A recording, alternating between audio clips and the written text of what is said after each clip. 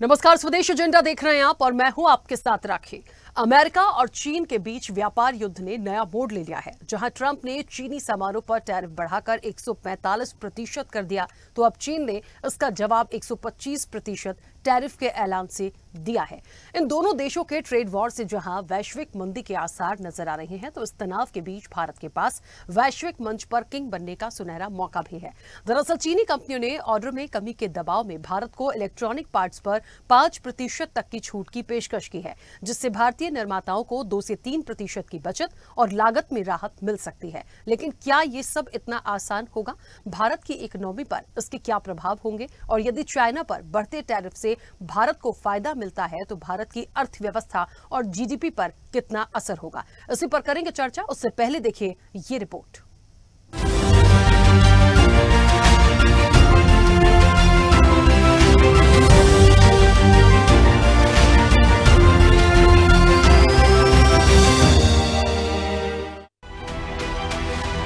America और चीन के बीच व्यापार युद्ध बढ़ता ही जा रहा है। दोनों देश एक दूसरे के ऊपर टैरिफ की बरसात कर रहे हैं। दोनों देशों के बीच चल रही इस जंग में भारत के पास किंग बनने का मौका है।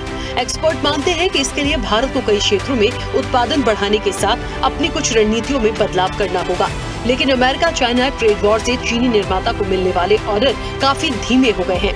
अमेरिकी दबाव को भांपते हुए अब चीनी कंपनियों ने इलेक्ट्रॉनिक पार्ट्स के लिए भारत को छूट देने की पेशकश की है।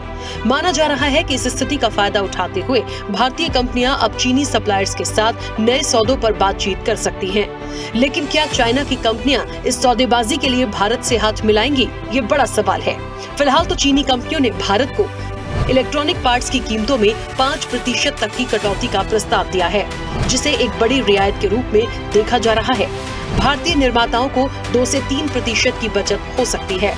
इससे भारतीय कंपनियों की लागत भी कम हो सकती है। भारत में उपयोग होने वाले इलेक्ट्रॉनिक पार्ट्स का औसतन 3/4 हिस्सा चीन से आयात होता है। अमेरिका चीन ट्रेड वॉर से भारत को कैसे मिल सकता है लाभ, इसे इन बिंदुओं से समझा जा सकता है। कई अमेरिकी कंपनियां चीनी सप्लायर के विकल्प की तलाश में हैं। भारत इस मौके का फायदा उठाकर auto parts, textile, pharmaceuticals, electronic जैसे सेक्टर में निर्यात में वृद्धि कर सकता है। इसके लिए भारत को अपने उत्पादन की क्षमता को बढ़ाना होगा। भारत अपने इंफ्रास्ट्रक्चर और मैन्युफैक्चरिंग सेक्टर में सुधार करके विदेशी निवेश को आकर्षित कर सकता है।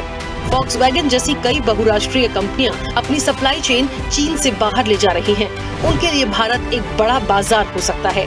यहाँ बड़ी घरेलू मांग और सस्ते श्रम ऐसी कंपनियों को लुभा सकते हैं। चीन के द्वारा अमेरिकी सामानों पर भारी टैरिफ लगाया गया है, जिसके कारण वहाँ आयात के लिए नए स्रोतों की आवश्यकता होगी। कृषि उत्पादन, रसायन का चीन में निर्यात करके भारत को फायदा हो सकता है।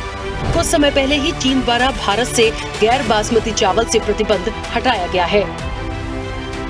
अमेरिका और चीन के बीच टैरिफ को लेकर शहमात का खेल जारी है। अमेरिका ने 2 अप्रैल को दुनिया भर के देशों पर रेसिप्रोकल टैरिफ का ऐलान किया था। इसके बाद 9 अप्रैल को अमेरिकी राष्ट्रपति डोनाल्ड ट्रंप ने यू टर्न लेते हुए ज्यादातर देशों के रेसिप्रोकल टैरिफ पर 90 दिनों के लिए रोक लगा दी। हालांकि चीन ने जवाबी कार्रवाई की और उसके बाद से दोनों देशों के बीच टैरिफ वॉर छिड़ चुकी है। 10 अप्रैल को ये बढ़ोतरी तब हुई है जब व्हाइट हाउस ने दुनिया की नंबर 2 अर्थव्यवस्था और अमेरिकी आयात के दूसरे सबसे बड़े प्रोवाइडर पर एक्स्ट्रा टैरिफ बढ़ाने के लिए दबाव बनाए रखा, जबकि दर्जनों अन्य देशों पर लगाए गए ज्यादातर रेसिप्रोकल टैरिफ को रोक दिया। अब अमेरिका और चीन की इस ट्रेड वॉर से दुनिया भर में मंदी का खतरा मंडराने लगा है। अब इन दोनों देशों के बीच ये ट्रेड वॉर कहां जाकर रुकता है, इस पर दुनिया भर की निगाहें टिकी हुई हैं। एक अहम बात ये भी है कि भारत के लिए ये समय अच्छा भी है तो चुनौतियों से भरा भी रहेगा। ऐसे में क्या होगी भारत की रणनीति, ये देखने वाली बात होगी। चैनल हेड आरपी श्रीवास्तव के साथ एग्जीक्यूटिव एडिटर राखी वर्मा की रिपोर्ट।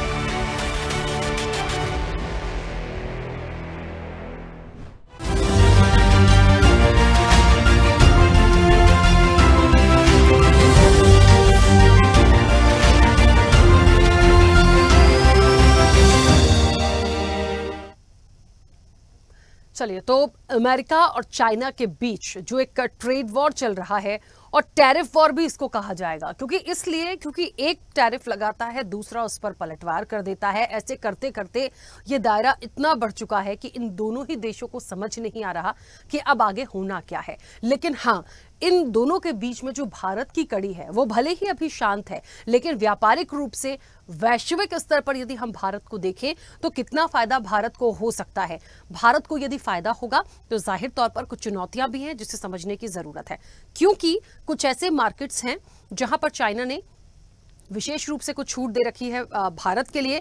तो कहीं ना कहीं एक ऐसा लगता है, एक ऐसी डील हो सकती है जो भारत के लिए फायदेमंद हो सकती है, अर्थव्यवस्था को ग्रो कर सकती है, लेकिन कितना, क्या जीडीपी पर कोई फर्क पड़ेगा? बहुत सारी चीजें हैं और इन सब के बीच में एक बड़ा सवाल, इतना होने के बावजूद डे बाय डे ये जो ट्रेड वॉर है इन दोनों देशों की, ये कब खत्म होगी? सबकी निगाहें अब अमेरिका और चाइना पर आकर रुक गई हैं। हम चर्चा पर चलेंगे, हमारे साथ मेहमान भी जुड़े हैं। सबसे पहले आपका परिचय करा दें।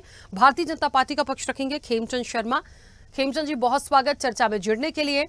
कांग्रेस का पक्ष रखेंगे डॉक्टर शिवानंद हुल्यालकर। शिवानंद जी, आपका भी बहुत स्वागत है।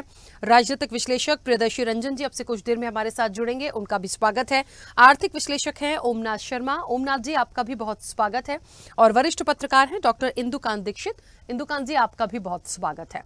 चर्चा की शुरुआत सबसे पहले ओमनाथ जी आपसे करूंगी। मुझे सुन पा रहे हैं? जी हाँ ओमनाथ जी, वैसे तो मुझे लगता है क्योंकि आप एक आर्थिक विश्लेषक हैं तो जाहिर तौर पर हम भारत की अर्थव्यवस्था की तो बात करेंगे ही, लेकिन एक सवाल अब आज आ रहा है, क्योंकि एक कहते हैं ना कि 145% टैरिफ कम नहीं होता।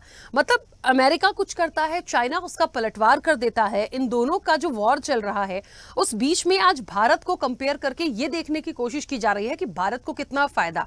इन दोनों के देशों के बीच में जो चीजें चल रही हैं, बिजनेस पॉइंट ऑफ व्यू से जो चीजें चल रही हैं, आयात निर्यात, हम इंपोर्ट एक्सपोर्ट भी देखें, उसके बाद हम अपने भारत से कंपेयर करें, तो क्या आज एक सवाल जो हम सबके सामने बनकर उभरा है कि क्या अमेरिका चाइना के इस जंग में भारत बनेगा किंग? इसे आप कैसे देखते हैं? अब दोनों ही बहुत बड़ी इकोनॉमी है, यूएस और चाइना की दोनों की बहुत बड़ी इकोनॉमी है और दोनों का आपस में ट्रेड भी काफी बड़ा है। लेकिन हमें ये समझना पड़ेगा कि चाइना का भी बहुत बड़ा ट्रेड यूएस पे डिपेंडेंट नहीं है। सिर्फ 2 से 3% ऑफ द जीडीपी वो चाइना एक्सपोर्ट करता है यूएसए के साथ में।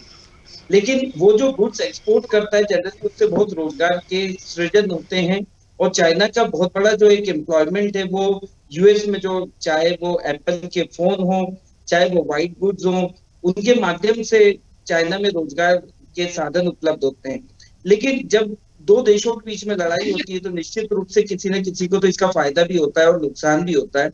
अमेरिका को स्वयं को महंगाई का सामना करना पड़ेगा और चाइना को अनएम्प्लॉयमेंट का सामना करना पड़ेगा। लेकिन जहां तक भारत का सवाल है, अगर वही रोजगार के साधन और वही इंडस्ट्री अगर इंडिया में आती हैं तो निश्चित तौर पे ही, जिस प्रकार मैं आपको बताना चाहूंगा, चाइना में एक फैक्ट्री है जो आईफोन बनाती है, उसमें 2 लाख लोग काम करते हैं। वो अपने आप में एक पूरा का पूरा एक शहर है जहाँ पे 2 लाख लोग एक साथ काम करते हैं। अगर वैसा कुछ, अगर उसका 50% भी इंडिया में आता है तो आप समझ सकते हैं कि 1 लाख लोगों को रोजगार अगर एक ही कंपनी अगर दे सकती है जो आईफोन को सिर्फ असेंबल करती है और मैन्युफैक्चर करती है, तो निश्चित तौर पर फायदा है। भारत का जहां तक सवाल है, 140 करोड़ लोगों की जनसंख्या है, बहुत बड़ा मार्केट है। अमेरिका वहां पे बैठ करके भारत और चाइना दोनों मार्केट जो 140 करोड़ के, दोनों को खोना नहीं चाहेगा। वो निश्चित तौर पे भारत को कहीं ना कहीं कंपनसेट करेगा कि वो उसकी मैन्युफैक्चरिंग में भी उसको मदद करे, जो गुड्स उसको चाहिए, साथ में भारत का मार्केट भी उसको मिले। तो भारत यहाँ पे विन विन सिचुएशन में है। टेक्सटाइल हो, इलेक्ट्रॉनिक गुड्स हो, और भी आइटम है, फार्मा के आइटम है, जहां पे चाइना का डोमिनेंस था वहां पे भारत अगर लीड लेता है, गवर्नमेंट अगर फटाफट कोई एक्शन लेती है और इस मौके का लाभ उठाती है, तो निश्चित तौर पे भारत एक फायदे की सिचुएशन में रहेगा और रोजगार के नए साधन यहाँ पे उपलब्ध होंगे और इंडस्ट्रीज यहाँ पे एक्सपेंड कर सकती है। बिल्कुल। अच्छा, एक बात और है ओमनाथ जी, यदि चीजें ग्रो करती हैं या धीरे धीरे हम आगे उस पर बढ़ते हैं, भारत के परिप्रेक्ष्य में यदि हम समझने की कोशिश करें, कितना हम इसको ज्यादा ग्रो करके ले जाएंगे, कितना फायदा भारत की इकोनॉमी पर इसका असर हम देख सकते हैं? वक्त लगेगा, एकदम से तो चीजें नहीं होंगी, पर कितना ग्रो कर सकते हैं? देखिए, भारत को निश्चित तौर पे इस चीज का फायदा मिलेगा क्योंकि भारत अपने आप में एक इकोनॉमी है। कैपिटल एक्सपेंडिचर आज 10 सालों से सरकार ने काफी अच्छा किया है, इंफ्रास्ट्रक्चर बनाया हुआ है। वही इंफ्रास्ट्रक्चर इंडस्ट्रियलिस्ट अगर यूज करते हैं और निश्चित तौर पे जो एक्शन लेने हैं वो फटाफट लेने हैं। अगर भारत के जो बिजनेसमैन है भारत में, अगर जो गवर्नमेंट है, अगर वो निश्चित तौर पे एक्शन फटाफट में लेती है तो उससे बहुत बड़ा एक रोजगार जो चाइना में था वो भारत में शिफ्ट हो सकता है, इंडस्ट्रीज इंडिया में आ सकती हैं। तो उससे 0.25% से लेके 1% की जीडीपी का ग्रोथ भारत को 2 से 5 सालों में देखने को मिल सकता है। अभी जैसे 6.5% से हमारी इकोनॉमी ग्रो कर रही है, जीडीपी ग्रो कर रही है। अगर चाइना का ट्रेड वॉर ऐसे चलता रहा तो मेरा ये मानना है निजी तौर पे कि 0.25% से लेके 1% का फायदा नेक्स्ट 5 इयर्स में इंडिया को देखने को मिलेगा। बिल्कुल ठीक बात है। चलिए वापस आऊंगी।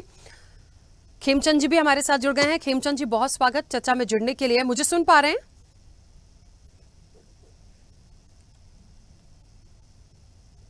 खेमचंद जी मेरी आवाज पहुंच रही है? नमस्कार। नमस्कार राकेश जी, सुन पा रहा हूँ। जय हिंद। जी बिल्कुल। खेमचंद जी एक अच्छी बात है, वैसे तो मैं किसी भी वॉर को अच्छा नहीं कहती और किसी पर ज्यादा टैरिफ लग जाए तो उसे भी अच्छा नहीं कहना चाहिए, लेकिन हमारे भारत को फायदा हो रहा हो या कुछ अच्छा आ रहा हो तो फिर हम उसको बहुत अच्छा कह सकते हैं। खैर मैं ये एक जो बात आ रही है भारत को लेकर, बीच में इकोनॉमी को लेकर, अमेरिका चाइना के बीच जो चल रहा है, इसको हम शहमात का खेल कह लें, हम इसे आंख मिचोली खेल लें, क्योंकि कर वो ऐसे ही रहे हैं। एक टैरिफ लगाता है, दूसरा पलट के दूसरा उसको बढ़ा देता है, फिर बढ़ाते हैं। ये चीजें चलते चलते ऐसे आ गई हैं कि अमेरिका ने कुछ ऐसे पार्ट्स हैं, इलेक्ट्रॉनिक पार्ट्स हैं, जिन पर कुछ छूट दे दी है भारत के लिए। ये जो सौदेबाजी होगी, इसको लेकर भारत का या भारत की सरकार का क्या स्टैंड हो सकता है? क्योंकि बात चाइना की हो रही है, इसलिए हमको थोड़ा सा अलर्ट भी रहना है। मतलब हम अच्छा कहेंगे लेकिन हमारे लिए चुनौती जैसा भी है। नमस्कार। देखिए, मैं ऐसा समझता हूँ कि भारत की जो सरकार है वो पूरी तरीके से जागृत है, पूरी तरीके से सतर्क है और पूरी तरीके से तैयार है। इसीलिए उन्होंने कोई भी रिएक्शन हल्के में नहीं दिया।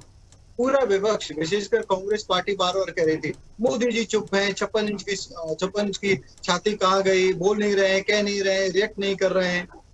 तो भारत ने मजबूती के साथ जो करना है वो करने का निर्णय लिया। यूएस में डिप्लोमेसी के माध्यम से संपर्क किया, बातचीत रखी, तो उसका परिणाम ये रहा कि भारत जो ये उथल पुथल है उससे बाहर रहा, उसका इम्पैक्ट मिनिमम आया। रही दूसरी बात चाइना यूएस की बात, तो चाइना मैन्युफैक्चरिंग हब भी यूएस ने बनाया। उन्होंने भी अपने यहाँ से जो मैन्युफैक्चरिंग यूनिट थी वो शिफ्ट की चाइना में। अब चाइना को की आंख दिखा रहा है तो अल्टरनेटिव जो बाजार है वहां पे मैन्युफैक्चरिंग शिफ्ट करने की चाइना सोच रहा है। तो जो भारत है इस समय ऐसी पोजीशन में कि भारत में एक स्टेबल गवर्नमेंट है, भारत में स्टेबल मार्केट है, बड़ा कंज्यूमर वर्ग है और भारत एक ऐसा इकोसिस्टम दे रहा है जिसमें प्रोडक्शन लिंक सेम भी है, जिसके तहत मैन्युफैक्चरिंग कंपनीज को बहुत ज्यादा फायदा मिल रहा है। मैन्युफैक्चरिंग कंपनी हर तरीके की, जिसमें इलेक्ट्रॉनिक्स आइटम्स की मैन्युफैक्चरिंग कंपनीज भी हैं, चिप मेकिंग की भी कंपनीज हैं, ज्वेलरी डिजाइनिंग की भी कंपनीज हैं और सर्विस सेक्टर की कंपनीज हैं। मुझे ऐसा लगता है कि जो स्टेबल गवर्नमेंट, मोदी जी का नेतृत्व और जिस तरीके से सरकार सतर्क तरीके से पूरे विश्व के साथ संवाद कर रही है, कोऑर्डिनेट कर रही है और रीनेगोशिएशन कर रही है, भारत को हर तरीके से लॉन्ग टर्म में फायदा होने वाला है। भारत में मैन्युफैक्चरिंग यूनिट बढ़ने वाली हैं। अधिकतर मैन्युफैक्चरिंग चाइना से अगर शिफ्ट होगी तो भारत की तरफ आएगी और भारत उसके लिए तैयार है, भारतीय सरकार उसके लिए तैयार है। देखिए, ये अभी चीजें अनप्रेडिक्टेबल हैं क्योंकि जो ग्लोबल सिनारियो वो चेंज हो रहे हैं, लेकिन ये मजबूत सरकार का फायदा है कि आज हम अपने फायदे के लिए रशिया से अगर तेल खरीदना चाहते हैं तो तेल खरीद रहे हैं, यूएस के कहने पर रुक नहीं रहे। हमें अगर फ्रांस से राफेल खरीदने हैं तो हम खरीद रहे हैं, हम किसी के सामने झुक नहीं रहे। ना तो हम रशिया के कहने पर रुक रहे हैं कि उसी से हमें हथियार लेने, या ना हम अमेरिका के कहने पर रुक रहे हैं। और अमेरिका से हमें जब डील करनी है तो अमेरिका से भी डील कर रहे हैं। तो ऐसा लगता है कि हमारे देशवासियों का विश्वास भी बढ़ा है और जो विपक्ष उतावला दिख रहा था, मोदी जी को क्रिटिसाइज कर रहा था, मोदी जी और यूएस के रिलेशन को सवाल के घेरे में ला रहा था, पुतिन के साथ मोदी जी का जो रिलेशन है उसमें सवाल उठा रहा था, उनको जोरदार जवाब मिला है। इंटरनेशनल रिलेशन में डिप्लोमेसी काम करती है, मीडिया के थ्रू बयानबाजी नुकसान पहुंचा सकती है, फायदा नहीं। तो ऐसा लॉजिकली भी ऐसा लगता है। और रही आपने कुछ आइटम्स 3 महीने के लिए जितना टैरिफ उन्होंने बढ़ाया था इंडिया से जो इंपोर्ट हो रहा है सब पे जो टैरिफ है उसको रोक दिया गया है। सिर्फ कुछ आइटम्स पे नहीं, सभी आइटम्स पे जिन्होंने उसको अप्लाई किया था। तो भारत के साथ साथ और भी अन्य देश हैं जिन्होंने रिएक्ट नहीं किया, उन सबको 3 महीने की राहत दी है। 3 महीने का मतलब है कि दोनों देशों के जो अधिकारी हैं, ट्रेड ऑफिसर्स हैं, ट्रेड यूनिट्स हैं, वो बात करेंगे, नेगोशिएट करेंगे और नेगोशिएशन के बाद नई जो एक ट्रेड पॉलिसी है वो जनरेट होगी और उसमें दोनों के ही फायदे होंगे। भारत अपनी बात रखेगा, इम्पोर्टेंट तरीके से बात रखेगा, क्योंकि भारत जो इम्पोर्ट करता है, भारत उस पर टैरिफ बहुत ज्यादा बढ़ा नहीं सकता, क्योंकि मैक्सिमम जो इम्पोर्ट करते हैं वो हम डिफेंस आइटम्स या टेक्नोलॉजी यूएस से इम्पोर्ट करते हैं। तो टेक्नोलॉजी, डिफेंस आइटम्स या एनर्जी, ये ऐसी चीजें जिसको गवर्नमेंट कंज्यूम करती है, अगर हम उस पर टैरिफ बढ़ाएंगे भी तो उससे हमें ही नुकसान है, कुछ यूएस को नुकसान नहीं है। तो एक तरीके से कंपलसरी चीजें हम लोग इम्पोर्ट कर रहे हैं। अब यूएस भी जानता है कि भारत भी उनके लिए इनडायरेक्टली कंपलसरी सर्विस दे रहा है। सर्विस सेक्टर का मतलब है कि वहाँ के ऑर्गेनाइजेशन को कम्पिटिटिव बना रहा है, वहाँ के ऑर्गेनाइजेशन को सर्वाइव करने के लिए ताकत दे रहा है। अगर भारत का आईटी इंडस्ट्री वहाँ को अच्छी तरीके से सर्विस प्रोवाइड ना करे, चीपेस्ट रेट पे प्रोवाइड ना करे, तो उनके जो बिजनेस है वो कोलैप्स कर जाएंगे, वो बिजनेस सर्वाइव नहीं कर पाएंगे। तो इनडायरेक्टली हम भी कंपलसरी सर्विस उनको दे रहे हैं, तो वो भी जानते हैं कि हमारी आईटी को या हमारी ऐसी सर्विसेज को वो स्पॉइल नहीं कर सकते। में अभी तक मेडिकल जो मेडिसिन चाइना से इम्पोर्ट करते थे, मेडिसिन सेक्टर में भी जो इंडिया है उसने बहुत ज्यादा प्रोग्रेस किया है, और वहाँ के जो बड़े बड़े ब्रांड हैं उनके सॉल्ट और उनके सॉल्यूशंस के अकॉर्डिंग भारत, और अपने सॉल्ट और अपने सॉल्यूशंस के अकॉर्डिंग भी भारत मेडिसिन बना के दे रहा है। तो मेरे को ऐसा लगता है कि हम एक दूसरे पे डिपेंडेंसी क्रिएट कर रहे हैं, की हुई है, और लॉन्ग टर्म में बहुत अच्छा डील नेगोशिएट होगी और भारत को फायदा ही होगा, भारतीय अर्थव्यवस्था को फायदा होगा। और जो चाइना है, चाइना को जरूर नकेल लगेगी, क्योंकि चाइना दूसरों का फायदा भी उठा रहा है और साथ के साथ धमकाने का भी काम करता है। ठीक है, चलिए वापस आऊंगी। शिवानंद जी मुझे सुन पा रहे हैं? जी राकेश जी। शिवानंद जी, अमेरिका चाइना की इस जंग में भारत को किंग बनते देख रहे हैं आप? देखिए, आदरणीय देश के पंतप्रधान नरेंद्र मोदी जी और अमेरिका के president Donald Trump, Babli Bunty का दोस्ती। इस टाइम मोदी साहब गए थे विदाउट अपॉइंटमेंट, क्या मिला उनके? वो बोला गला अभी इस टाइम गला वेट नहीं होगा, चुपचाप टेरिफ सहन ले। मोदी साहब 56 इंच की छाती लेके चुपचाप बैठे रहे। यही मैसेज है 140 जनते का। अमेरिका में आर्थिक मंदी आना तय हुआ है और डोनाल्ड ट्रंप पागल हो गया है। जैसे इधर इंडिया में हमारे पंतप्रधान का कोई लेना देना नहीं, देश के बारे में सोच नहीं, डेवलपमेंट नहीं।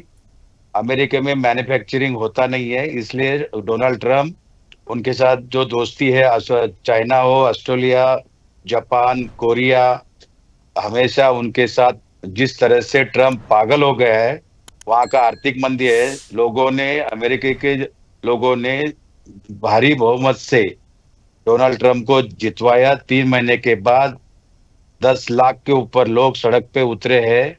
उधर 50,000 का नौकरी चला गया, 1 लाख का भी नौकरी जाने का तय है। इसलिए आर्थिक मंदी आना कंफर्म है इंडिया के ऊपर। दूसरी बात, यहाँ आज भी 2 करोड़ नौकरी का वादा किया देश के पंतप्रधान नरेंद्र मोदी जी, वो तो नहीं दिया भाई, वो भी नौकरी जाने का तय हो गया। क्योंकि कोई देश, जो फॉरेन मिनिस्टर है जयशंकर जी, 20 दिन अमेरिका में रह के क्या किया? यही टेरिफ लगाया।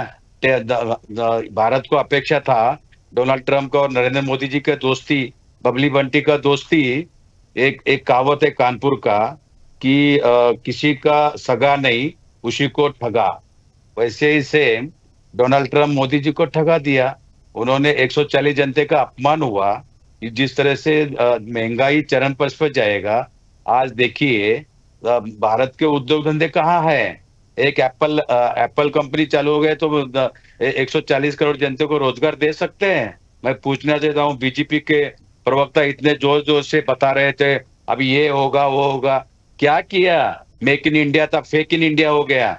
आज ही भारत ने ऐसा तय हुआ था कि हम यहाँ से ही मेक इन इंडिया करेंगे। कौन सा उद्योग धंधे 10 साल में लाया बताइए?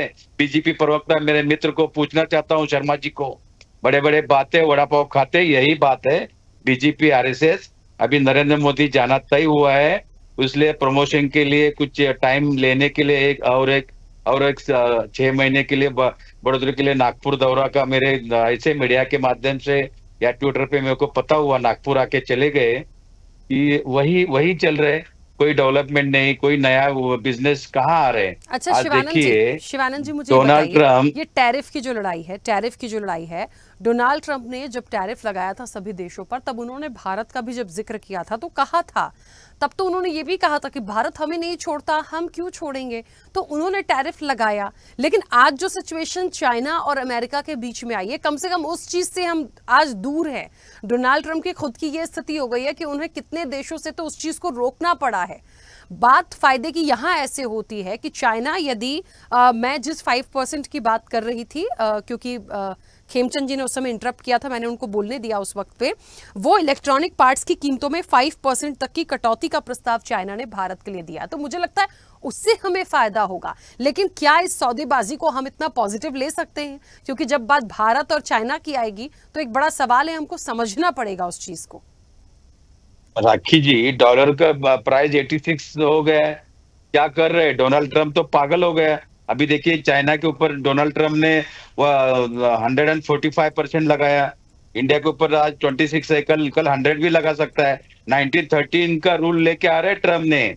आर्थिक मंदी आया है अमेरिका में रोजगार नहीं है, वहां का सब बिजनेस, कुछ भी मैन्युफैक्चरिंग नहीं है, कोई भी माल लेना है तो महंगाई होगा, एक्सपोर्ट इंपोर्ट नहीं होगा। आज 10 साल में नरेंद्र मोदी जी कौन सा एक्सपोर्ट इंपोर्ट किया बताइए? मेक इन इंडिया नहीं, फेक इन इंडिया, सब फ्रॉडगिरी करके लोगों में चूना लगाया। एक भी नौकरी नहीं है, वो भी जा रहे। क्या बात करे राखी जी, जरा भी कोई देश के बारे में सोच नहीं है। देखिए अभी आने वाले दिन कोरोना आ गया, कोरोना के टाइम भी हमारे नेता बोल रहे थे कि देखिए नरेंद्र मोदी जी युवा युवतियों को ताली बजाया। हाँ, उन्होंने ताली बजा के लोगों को कितने डराया धमकाया। क्या बात कर रहे राखी जी, वही होने वाला है। टैरिफ भी मोदी के डंके के सामने ट्रम्प ने क्या किया? 56 इंच का छाती लेके क्या हुआ इंच का? कहाँ गए नरेंद्र मोदी जी? मुंह चुप करके बैठे हैं। अगर दम है तो नरेंद्र मोदी जी मेरे सामने आके डिबेट करे, बुलाइए नरेंद्र मोदी जी को। कौन सा 10 साल में कौन सा अच्छा काम किया बताइए, मैं सब लिस्ट के साथ मैं बोल सकता हूँ राखी जी। जरा भी डेवलपमेंट नहीं, विकास नहीं है, वो भी बिजनेस बंद हो रहे हैं। कोई भी देखिए डिबेट में उनको बिठाने का तो प्रोटोकॉल नहीं होगा, लेकिन आपकी मुलाकात क्यों नहीं होगा? अरे क्यों नहीं होगा राखी जी, चलिए मैं आपको लेके चलता हूँ नरेंद्र मोदी पीएम ऑफिस में। ऐसा कुछ नहीं है। अभी पीके मिश्रा जी थे, मुलाकात करवाएंगे सर, दास सर को अपॉइंटमेंट ले लूंगा मैं। चलिए मैं वापस बैठेंगे, टाइम लेंगे। ठीक है क्या डॉक्टर साहब, अगर नहीं आया तो सोचने का कि महंगाई है, पूरा मंदी आने का चांसेस है राखी जी। डॉक्टर हैं आप, मेडिकल डॉक्टर हैं या आप एजुकेशन हैं? आपको क्यों चिंता पड़े? देश के बारे में पूछो, पर्सनल क्यों जा रहे हो? टेंशन, पढ़ाई करके आ जाओ। उससे कोई रोजगार का फायदा नहीं हुआ, कुछ भी नहीं हुआ।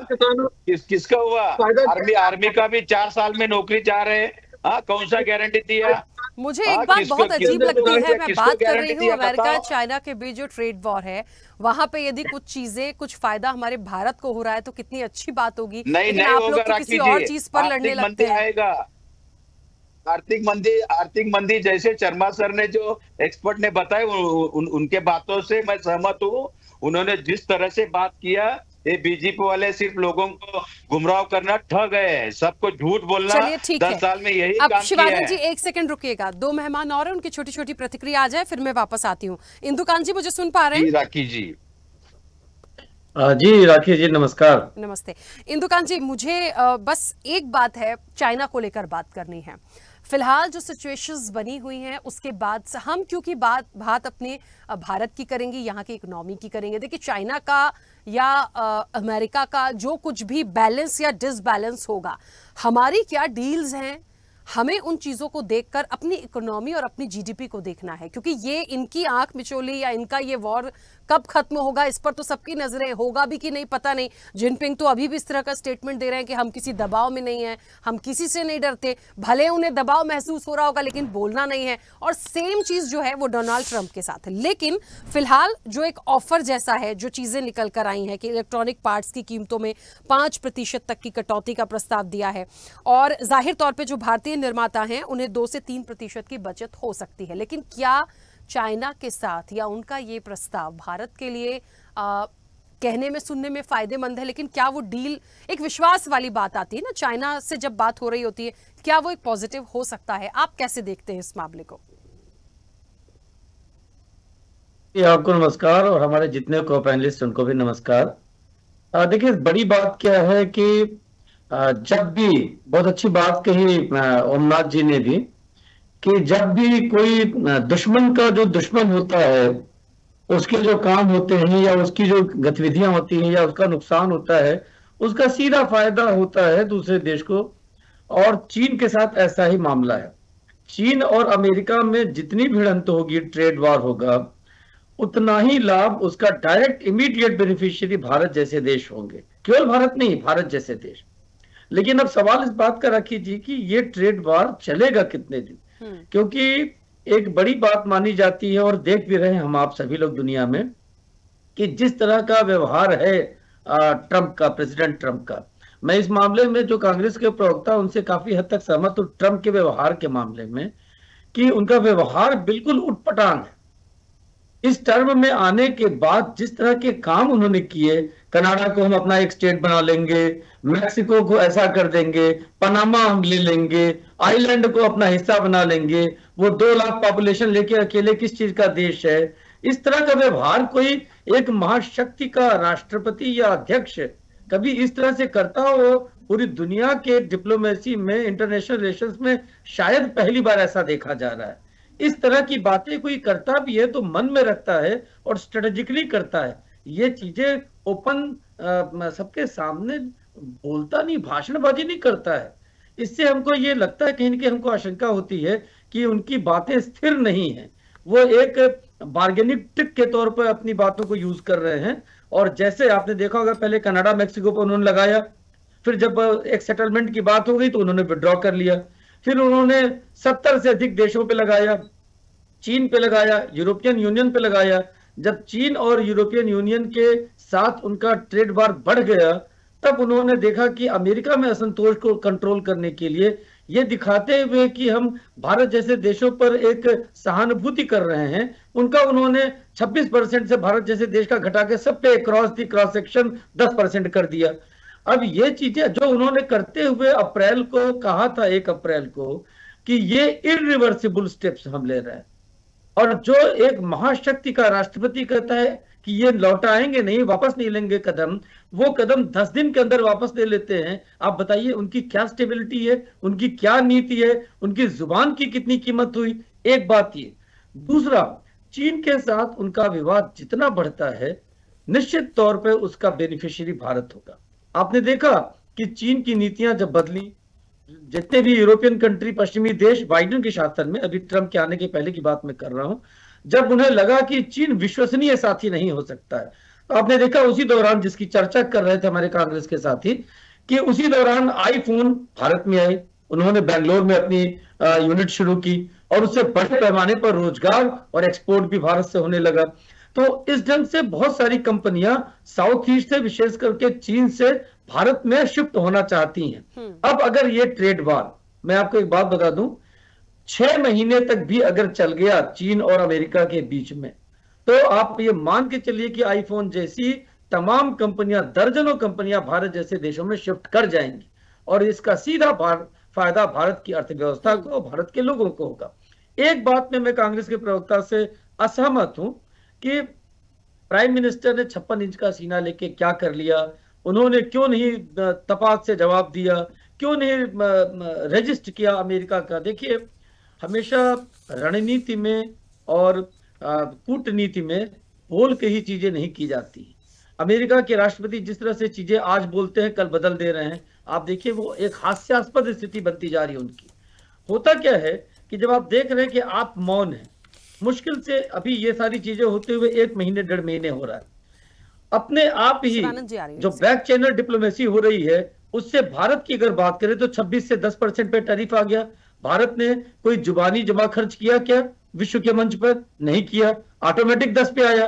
अब अगर हम अपनी रणनीति सफलतापूर्वक लागू करेंगे, संभव है कि ये चीजें कुछ न कुछ, देखिए दुनिया के ट्रेड में जब लगता है कि ट्रेड बैलेंस नहीं है, इम्बैलेंस्ड है, तो गिव एंड टेक करना पड़ता है। भारत का भी जहां से भी बैलेंस नहीं है, ट्रेड बैलेंस, चाहे रशिया के साथ रहा हो, चाहे चाइना के साथ हो, हम बात करके इन चीजों की बार्गेनिंग करते हैं। अगर अमेरिका ये बार्गेनिंग कर रहा है अपने नेशनल इंटरेस्ट में, तो ये उसको हक है, इसमें कोई भी इसको नकार नहीं सकता है, क्योंकि ट्रेड बैलेंस बिल्कुल खराब है, भारत के बहुत बुरी तरह से पक्ष में है और अमेरिका को इसमें काफी नुकसान है। अब अमेरिका ने क्या बात किया भारत से, जब भारत के प्रधानमंत्री की यात्रा हुई तो उन्होंने कहा कि आप सारे कच्चे तेल का आयात कर रहे हो रूस से, आप हमसे भी करो, ये बार्गेनिंग होता है।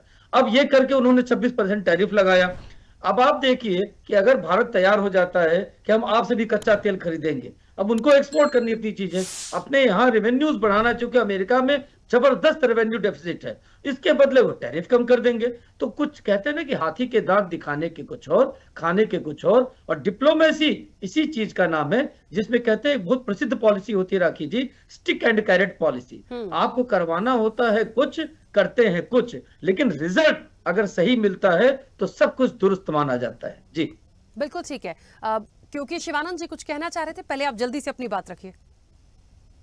देखिए, अभी जो दीक्षित सर बताया कि मैं 100% सहमत हूँ, लेकिन बात यह है कि इतने बड़े, अभी ओमनाथ सर बैठे हैं, शर्मा सर है, या दीक्षित सर ने जो बताया, मैं 100% सहमत नहीं हूँ, 10% सहमत हूँ। बोलने का मतलब मेरा ये है, मैं आज भी बोलता हूँ डंके के साथ, नरेंद्र दामोदर मोदी सर के पास कोई भी हिम्मत नहीं है ट्रम्प के साथ फाइट करने के लिए। नंबर 1, ट्रम्प के शपथ विधि के लिए किसी भी पॉलिटिशियन को नहीं बुलाया ट्रम्प ने, सिर्फ फेसबुक, गूगल, सब बड़े बड़े सीईओ, मुकेश अंबानी, नीता अंबानी, सब अंबानी फैमिली, बड़े बड़े उद्योग धंधे, क्योंकि अमेरिका जिस तरह से अल मस्क जब जैसे मंत्री साइड पे बैठे हैं, ऐसे बड़े बड़े उद्योग धंधे व्यापारी सीईओ को लेके बैठा था, इसलिए ट्रम्प साहब पागल हुआ है,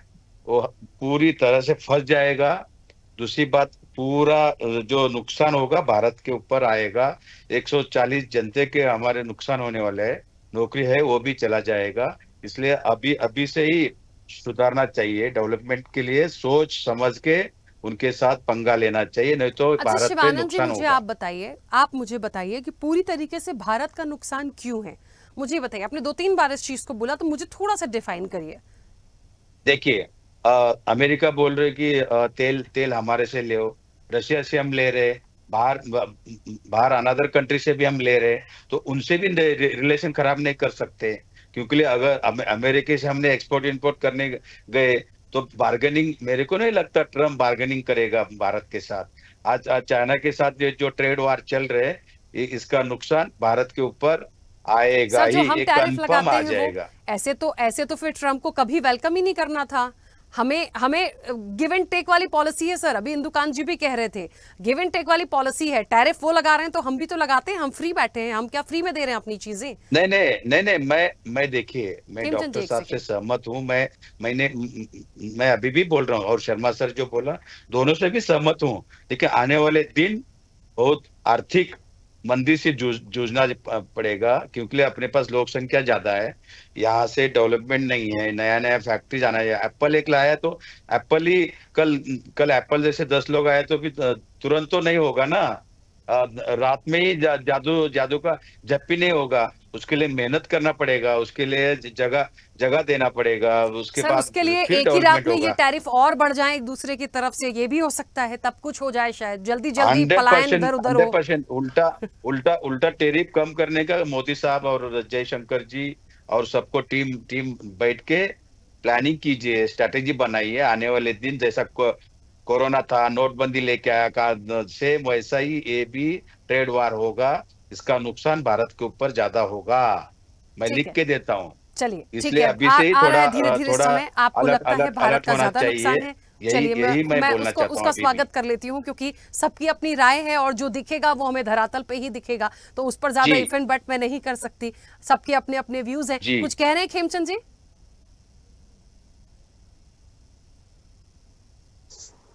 देखिए, कांग्रेस अभी भी नहीं सीख रही है, अभी भी नकारात्मक बात कर रही है और इस तरीके से बातें कर रही है कि वो इंटरनेशनल सिनेरियो से अनभिज्ञ है, इंटरनेशनल सिनेरियो को कंसीडर ही नहीं करना चाहती। कोविड में क्या किया? ताली बजाया, है या फिर WTO में जो साइन किए थे, ताली जो पॉलिसी साइन हुई एक थी, सेकंड शिवानंद जी, उनको बोलने दीजिए, वो आपके बीच में नहीं बोलेंगे सर, प्लीज। सरकार ने भी शिवानंद जी एक सेकंड सर, वो आपके बीच में नहीं बोले थे, बोलने दीजिए। लेकिन हमारी मजबूत सरकार ने अपने फायदे के लिए वक्फ बोर्ड लेके आए, वक्फ बोर्ड का आज मुस्लिम माइनॉरिटी के पीछे पड़े, क्रिश्चियन के पीछे, के दबाव में नहीं आए। इनका यही सिस्टम है, दिशाहीन करना। करना है कर रहे हैं, रशिया से ट्रेड करना है कर रहे हैं, और अमेरिका से करना है तो भी कर रहे हैं। नहीं है, नरेंद्र मोदी जी चुपचाप है, डरे हुए हैं, बड़ा भी बात है, चुप के उधर ब्रॉडकास्टिंग किया 3-4 घंटे, उधर अमेरिका में उनको पता नहीं वो पूछ रहे क्या और बात कर रहे क्या। ये देश के हमारे पंतप्रधान साहब का हालत है, क्या बात कर रहे हैं। वहाँ एक आती है, उधर अमेरिका में जाके दे रहे हैं, वो पूछ रहे क्या हो रहे, वो पूछ रहे। सर शिवानंद जी, सर ऐसे करेंगे ना तो फिर खेमचंद जी भी आपके समय पे ऐसे करेंगे, और दो लोग एक साथ बोलते हैं, बात अच्छे से नहीं आती है मुझ तक, आप लोग की आवाज भी प्रॉपर नहीं है, प्लीज एक एक करके बात करिए। मैं मोदी साहब को हाथ जोड़ के रिक्वेस्ट करना चाहता हूँ, दीक्षित सर जैसे और शर्मा सर जैसे को बुला के थोड़ा तज्ञ लोगों को, डॉक्टर मनमोहन सिंह साहब जैसे लोगों को बुला के थोड़ा सीखो, तो ही देश बचेगा। आप कुछ भी हवा में उड़ के नहीं चलेगा। सर आप एक लेटर लिख दीजिए प्राइम मिनिस्टर नरेंद्र मोदी को। शिवानंद जी एक लेटर आप लिख दीजिए अपनी तरफ से उनको। यही होने वाले हैं, आने वाले दिन अंधेरे में दिख रहे हैं। अभी तो आप बोलो, अभी तो सीखो सबक। अभी तो 56 इंच क्या हुआ, इंच का छाती। हाँ ऐसा गया था मोदी साहब। चुपचाप मोदी साहब, इस टाइम गला नहीं मिलना है, चुपचाप सुनो, मैं टेरिफ लगा रहा हूँ 26%, और मोदी साहब चुपचाप निकल के आया। क्या है सर, हम भी टैरिफ लगाते हैं, मैं उसी चीज पे तो आ रही हूँ। हम लोग ऐसे ही नहीं है, ये तो ट्रम्प ने खुद कहा। ब्रॉडकास्टिंग नरेंद्र मोदी जी दिया, क्यों मीडिया के सामने इंडिया में आके बात करो ना, लोगों के साथ बात कीजिए, रखिए, जो हो रहे हैं उसके ऊपर बात रखना चाहिए। शिवानंद जी एशियन हो, सर आप प्राइम मिनिस्टर नरेंद्र मोदी को लेटर लिख दीजिए। क्या इश्यू हो रहे हैं, ठीक है। चाहते थे कि इंडियन गवर्नमेंट कुछ ऐसा करे ताकि यूएस जिस तरीके से चाइना के पीछे पड़ गया है वैसा ही भारत में कुछ हो। आपने तो डिसाइड कर रहे। बीजेपी प्रवक्ता साहब, मेरे मित्र को बोलना चाहता हूँ, भाई साहब देखो सिंपल नहीं, मुसलमान खतरे में हैं, फिर सिख खतरे में हैं, ताकि लोगों में गलत अरे तुम लोगों का क्या बोलो, अभी कितना हिंदुओं को नौकरी दिया 10 साल में, कुछ भी नहीं किया आप लोगों ने। तो कह रहे नहीं जी, पहले नहीं बोला, मजा नहीं आया, अब जो हुआ उससे क्या फर्क पड़ता है। अभी वक्फ बोर्ड का दिशाहीन करने का, अरे सर अब अमेरिका चाइना में वक्फ को मत लाइए प्लीज ना, मेरी चर्चा बिल्कुल अलग हो जाएगी। चलिए एक सेकंड रुक जाइए, मैं वापस आऊंगी आप दोनों के पास, 1 मिनट रुकिए। ओमनाथ जी सुन पा रहे हैं मुझे? जी बिल्कुल। ओमनाथ जी एक बात और है, बिजनेस पॉइंट ऑफ व्यू से समझने की कोशिश करें, भारत को किन सेक्टर्स में लाभ हो सकता है। हालांकि इंदुकांत जी ने बहुत अच्छे से बहुत सारी चीज़ों के बारे में बताया, उसी चीज़ को थोड़ा सा आगे बढ़ाते हुए कई सारी उन्होंने कंपनियों के जिक्र किए थे। विदेशी निवेश एक आकर्षित हो सकता है या उसका एक फ़ायदा भारत को मिल सकता है। जैसे मान लीजिए कुछ कंपनियां ऐसी होती हैं, फॉक्सवैगन जैसी कई बहुराष्ट्रीय कंपनियां हैं, उनकी सप्लाई चेन जो है चीन से बाहर ले जा रही है, तो एक बड़ा बाजार हो सकता है। इस दृष्टि से यदि हम इसको एक सकारात्मक रूप से लें, इस चीज को माना जा सकता है कि थोड़ा वक्त लगेगा, लेकिन ये कितनी बड़ी उपलब्धि जैसा हो सकता है हमारे लिए। जी बिल्कुल, अच्छा प्रश्न है आपका। बेसिकली अमेरिका जो है एक टेक्नोलॉजी वाला एक देश है, जो टेक्नोलॉजी को डेवलप करता है, और उसने बहुत छोटे जो उद्योग होते हैं उनसे बहुत पहले ही पल्ला झाड़ लिया, और वो पूरे विश्व को वो काम देता है। और छोटे जो पार्ट्स होते हैं जैसे व्हाइट गुड्स है, टीवी, फ्रिज, वीसीआर या रेफ्रिजरेटर, जितनी सारी व्हाइट गुड्स होते हैं वो विश्व में बनते हैं और वो अमेरिका उसको कंज्यूम करता है। अमेरिका की अगर आप बात करोगे तो वो सिर्फ टेक्नोलॉजी ड्रिवन और मैन्युफैक्चरिंग में जहाँ पे टेक्नोलॉजी है वही प्रोडक्ट को वो मैन्युफैक्चर करता है या फिर उसकी टेक्नोलॉजी को मैन्युफैक्चर करता है। जहां तक चाइना का सवाल है, चाइना उसकी सप्लाई चेन का एक महत्वपूर्ण पार्ट था।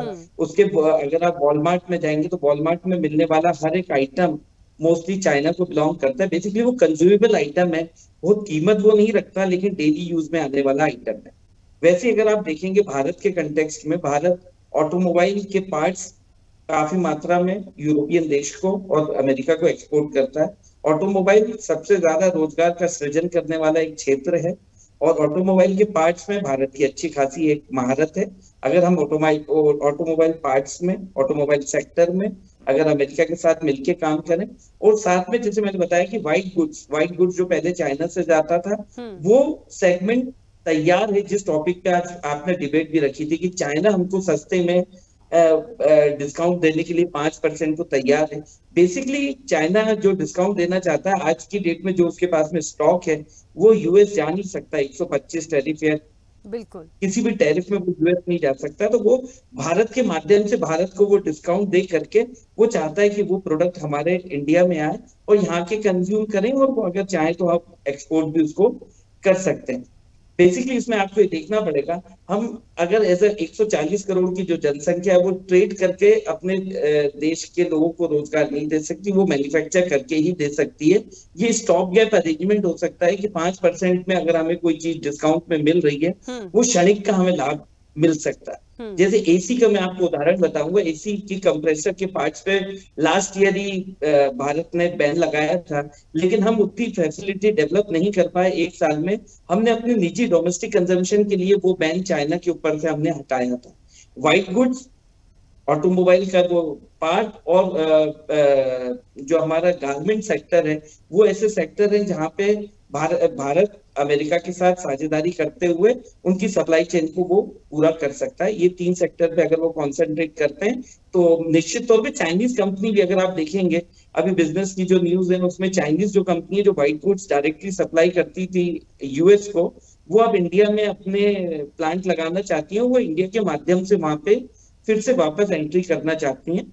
तो चाइनीज कंपनी भी इंडिया आने के लिए ललायित है व्हाइट गुड सेगमेंट में। गारमेंट में भी हम सेल्फ सफिशिएंट हैं और गवर्नमेंट का अगर थोड़ा सा सपोर्ट मिलेगा तो वापस से जो हमारा लॉस्ट ग्राउंड है, जो हम बांग्लादेश को लूज कर चुके हैं, चाइना को लूज कर चुके हैं, वो हम वापस से गारमेंट सेक्टर में भी ले सकते हैं। और दोनों ही रोजगार के संदर्भ में अगर देखेंगे तो बहुत अच्छे रोजगार का वो सृजन करते हैं।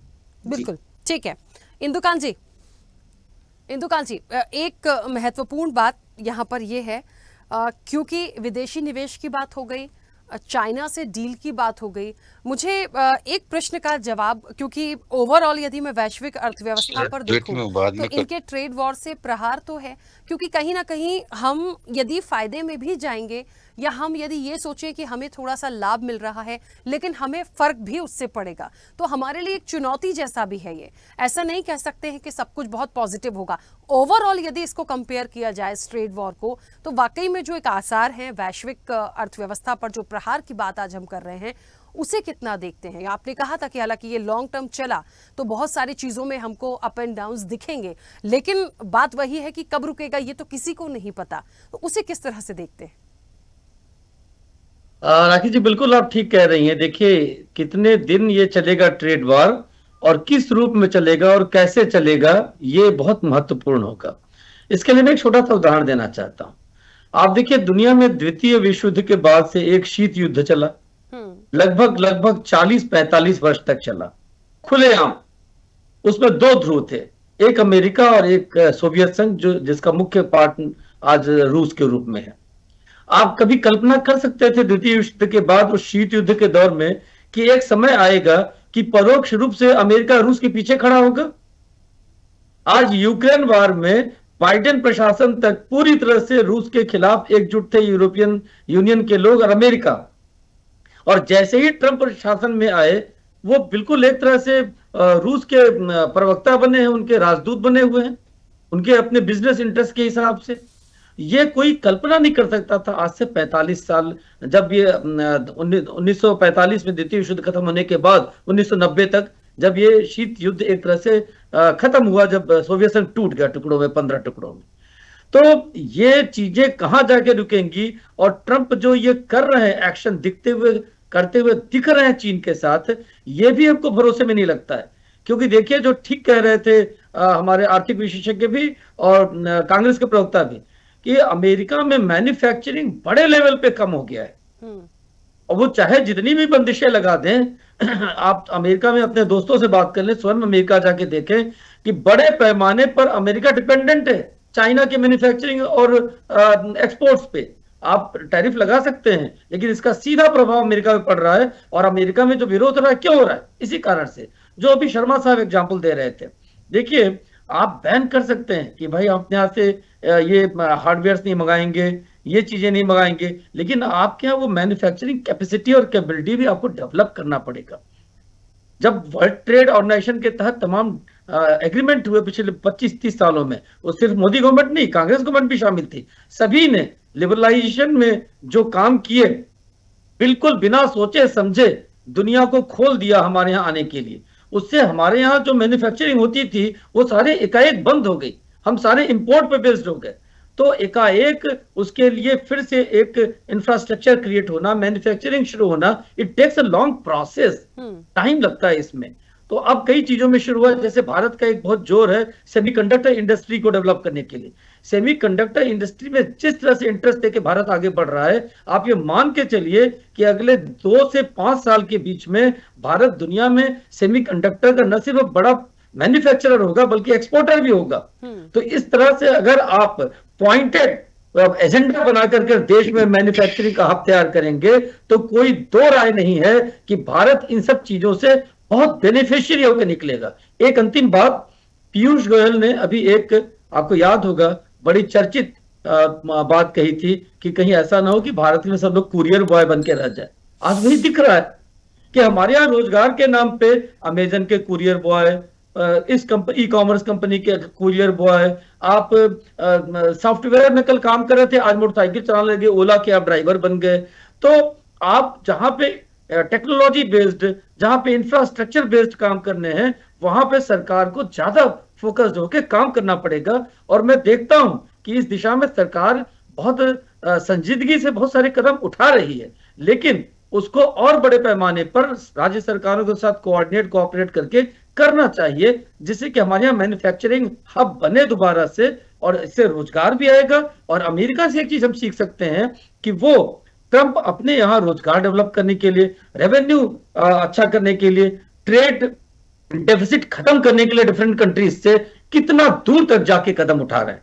तो इसी तरह से जैसा भारत की सशक्तिकरण के लिए मोदी सरकार ने पिछले 11-12 साल में काम किया है, मैं मानता हूं कि दुनिया में हमारा डिप्लोमेटिकली बहुत प्रभाव पड़ा है, हम डिफेंस में बहुत मजबूत हुए हैं। मैन्युफैक्चरिंग हब बनाने के लिए और बड़े पैमाने पर काम करने की आवश्यकता है। जी बिल्कुल। देखिए, एक हमारे साथ इस पूरी चर्चा में प्रियदर्शी रंजन जी भी जुड़ गए हैं। प्रियदर्शी जी, बहुत स्वागत चर्चा में जुड़ने के लिए, काफी देर से जुड़े, लेकिन ठीक है, आपकी बात कम से कम आ पाएगी इस चर्चा में। मुझे सुन पा रहे हैं? जी, मैं सुन पा रहा हूँ। सबसे पहले तो मैं माफी मांगता हूँ कि कोई बात नहीं प्रियदर्शी जी, कोई बात नहीं, देर से ही जुड़े हैं लेकिन आपकी बात आ पाएगी, ये बहुत महत्वपूर्ण है।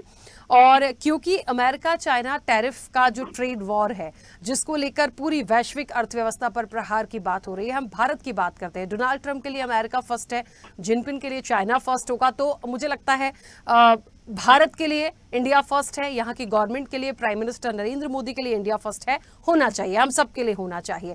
बात ये निकल पड़ी है कि ये जो टैरिफ की इनकी लड़ाई चल रही है, दोनों देशों की जो आंख बिचौली है, ये कब खत्म होगी, इस पर तो सबने कहा कोई कुछ पता नहीं। अप एंड डाउन हमें दिखेंगे, लेकिन भारत के परिप्रेक्ष्य में आप इसे कितना सकारात्मक देखते हैं, और यदि थोड़े से अप एंड डाउन आएंगे भी तो उसे कहां तक आंकते हैं? देखिए, भारत के लिए तो मौका है, इसमें कहीं कोई दो राय नहीं है चाइना के साथ जाने में। लेकिन चाइना के साथ भारत क्या जाएगा, ये बड़ा सवाल है। क्योंकि मान लीजिए चाइना के साथ अगर कुछ ऑफर मिलता भी है और भारत उस लालच में आ भी जाता है, सपोज लालच में नहीं आएगा, मैं वो नहीं कह रहा हूं, लेकिन अगर किसी तरीके का प्रलोभन चाइना की ओर से मिलता है कि हमारे साथ आइए, तो ट्रेड के स्तर पर तो भारत कॉम्प्रोमाइज कर सकता है, लेकिन इमोशनल स्तर पर भारत चाइना के साथ कॉम्प्रोमाइज करने की स्थिति में नहीं है। क्योंकि कई ऐसे सीमा विवाद हैं, भौगोलिक स्थिति इस तरीके से भारत और चाइना की है कि उसमें कहीं न कहीं टकराव की स्थिति बराबर बनी हुई रहती है। हमने देखा है कि गलवान घाटी के बाद किस तरीके से चाइनीज कंपनियों को भारत से हटाने के लिए बड़े स्तर पर मांग उठी थी और कुछ ऐपों को बैन भी किया गया था, कुछ भारत की ओर से भी ड्यूटी बढ़ा दी गई थी चाइना पर। तो इस तरीके की चीजें भी हम लोगों ने देखी है। और रही बात अमेरिका की, जो वो टैरिफ वॉर कर रहा है, स्मूथ हार्ले टैरिफ के बारे में पता नहीं डिबेट में किसी ने बोला या नहीं बोला, मुझे लगता है कि बताया ही गया था। अमेरिका ने 1930 में इसी तरीके से जो हार्ले टैरिफ लाया था, स्मूथ हार्ले टैरिफ, वो जो रिपब्लिक उस समय भी 1930 में भी रिपब्लिक पार्टी के ही राष्ट्रपति अमेरिका में हुआ करते थे, उन्होंने इसको लाया था। और उसके बाद पूरा विश्व वैश्विक मंदी में चला गया था। बाद में अमेरिका को वापस स्मूथ हार्ले टैरिफ को वापस लेना पड़ा था। उस समय भी इसी तरीके की बात, करीब 20-25 ऐसे सेलेक्टिव वस्तुएं थे जिन पर ड्यूटी एक्सपोज कर दिया गया था उम्मीदों से अधिक। तब भी अमेरिका की बड़ी फजीहत हुई थी पूरी दुनिया भर में। और उसके बाद अमेरिका को स्मूथ हार्ले टैरिफ को वापस लेना पड़ा था। तो अमेरिका के लिए वैसी स्थिति फिर बनने वाली है। उस समय भी यही सोच थी, अति राष्ट्रवाद था, अमेरिका फर्स्ट का उस समय भी नारा था। ये पहली बार नहीं है जब अमेरिका में अमेरिका फर्स्ट का नारा लगाया जा रहा है, या उसके लिए अमेरिका फर्स्ट की नीतियों की तरफ टैरिफ एक्सपोज किया जा रहा है। अमेरिका ने यह प्रयोग पहले भी किया है, उसमें भी विफलता हाथ लगी है, और मुझे लगता है कि इसमें भी बहुत सफलता अमेरिका को नहीं मिलने वाली है। ये मानसिक लेवल पर खेला जा रहा है, खेल है विश्व में। और रही बात भारत की, अमेरिका के साथ रिश्ते बड़े अच्छे हैं। कहा जाता है ट्रंप और मोदी की दोस्ती की दुहाई दी जाती है, बावजूद भारत पर भी ड्यूटी एक्सपोज किया गया। हालांकि भारत को बहुत फर्क नहीं पड़ रहा है, लेकिन ड्यूटी तो एक्सपोज हुआ ही मानसिक तौर पर, तो भारत को भी आघात कहीं न कहीं इस से लगा ही होगा। इसके बावजूद भारत में एक चर्चा और है कि फ्री ट्रेड एग्रीमेंट के लिए भारत और अमेरिका आगे बढ़ रहे हैं। कई देशों के साथ भारत फ्री ट्रेड एग्रीमेंट के लिए बात कर रहा है, उसमें अमेरिका भी है। हो सकता है कि वहां तक भी मामला पहुंच जाए और भारत 3 महीनों का जो समय है भारत के पास, उस दौरान इस पर बात करें। और चाइना के साथ जो रियायत की बात है, उस पर भी मैं एक बात कहना चाहूंगा। चाइना के साथ भी एक एग्रीमेंट हो चुका है, एशिया प्रशांत व्यापार समझौता, APTA, जिसके तहत एशियाई देशों ने समझौता किया है कि कम टैरिफ पर हम लोग एक दूसरे को सामान इंपोर्ट करेंगे। तो ये नई बात नहीं है चाइना की ओर से, पर इस तरीके का है प्रावधान पहले से भी है, बातें पहले से भी हैं। लेकिन फिर वही चाइना पर भरोसा करना, भारत कितना भरोसा करेगा मालूम नहीं। हालांकि भारत और चाइना का संयुक्त इतिहास आप देखेंगे कि जब भारत और चाइना दोनों विश्व की आर्थिक शक्ति रहे, तब तक 1800वीं ईस्वी तब तक दुनिया का 50% GDP इनके पास हुआ करता था। ये मैं नहीं कहता हूँ, ये यूरोप के ही दार्शनिकों का, अर्थशास्त्रियों का मत है कि 1700 के पहले, औद्योगिक क्रांति के पहले, भारत और चाइना ही पूरे विश्व को लीड किया करते थे। तो एक तो लग रहा है कि वैसी परिस्थितियां बन रही हैं। चाइना पहले से बहुत पावरफुल हो चुका है, भारत भी आर्थिक तौर पर विश्व के 5वें पायदान पर पहुंच चुका है, बहुत तेजी से आगे बढ़ रहा है। तो वैसी स्थितियां बन रही हैं। सिल्क रूट पहले हुआ करती थी, व्यापार के तमाम रास्ते भारत और चाइना से होकर के गुजरते थे, मोनोपोली था भारत और चाइना का। तो वैसी स्थितियां अगर भारत और चाइना के आने के साथ फिर से उत्पन्न हो सकती हैं, ऐसी बातें कही जा रही है। अभी ये गोल्डन रूट करके एक किताब आई थी, मैं होटल लीलावती दिल्ली में उसके इनॉग्रेशन पे गया था। वहां वो भी विदेशी लेखक थे, वो भी इस बात की चर्चा कर रहे थे कि भारत और चाइना अगर साथ आते हैं तो विश्व को डोमिनेट करने लगेंगे। लेकिन भारत और चाइना के साथ बड़ी परेशानी है, सीमा विवाद जो है, गलवान को कैसे कोई भूल सकता है। इतना आसान नहीं होगा उस चीज को ले जाना या उस चीज को एक्सेप्ट करना। ये चीज मैंने कही थी, आपने कहा था क्योंकि शुरुआत में कि पता नहीं किसी ने उस विषय पे बात की कि नहीं, मैंने ही उस विषय को उठाया। तो जो इलेक्ट्रॉनिक पार्ट्स की कीमतों में 5% तक की कटौती का प्रस्ताव चाइना ने भारत के लिए दिया है, तो ये बात सही है। बिजनेस पॉइंट ऑफ व्यू से भारत एक बार सोच सकता है, लेकिन सवाल मेरा यही था कि क्या एक व्यापार के नजरिए से भी वो विश्वास कर पाएंगे, क्या वो डील कर पाएंगे, क्या वो बात बढ़ा पाएंगे, ये अपने आप में एक बड़ा सवाल जैसा है। खैर, समय भी हो गया। मैंने फिर एक चीज कही है, सरकार अपनी तरफ से जो कोशिशें कर रही है, जो होगा, इन चीजों को कैसे ले जाना है ये उनको देखना ही है। और बाकी एक्सपर्ट ने जो अपनी राय दी है, उन्होंने बहुत साफ तौर पर कहा है कि भारत को कहीं ना कहीं इससे फायदा हो सकता है, लेकिन सारी चीजों के लिए चुनौती भी है। आपको सब चीजों को देख समझ के, परख के उन चीजों पर आगे बढ़ना है। और इससे भी ज्यादा सबसे बड़ा फैक्टर जो है वो ये है कि ये ट्रेड वॉर और कितना ज्यादा बढ़ता है, जितना ज्यादा चलेगा उसके इंपैक्ट उस तरह से निकल कर आएंगे। और तभी एकदम से जब कहते हैं ना उहापोह की स्थिति बनेगी और चाइना को सारी चीजों के लिए भारत के साथ आना पड़ेगा, क्या भारत जाएगा, ये सारी चीजों पे क्लैरिफिकेशन तब आएंगे कि एक्चुअल इकोनॉमी पर कितना फायदा हो रहा है या नुकसान हो रहा है। सभी मेहमानों का बहुत शुक्रिया और चर्चा में भी फिलहाल इतना ही। बने रहिए स्वदेश न्यूज के साथ। सबसे पहले देश। ऐसे ही वीडियोस के लिए लाइक करें, शेयर करें, फॉलो करें। YouTube पर जाकर सब्सक्राइब कर बेल आइकन दबाना ना भूलें और ताजा अपडेट्स के लिए स्वदेशलाइव.com पर जरूर जाएं।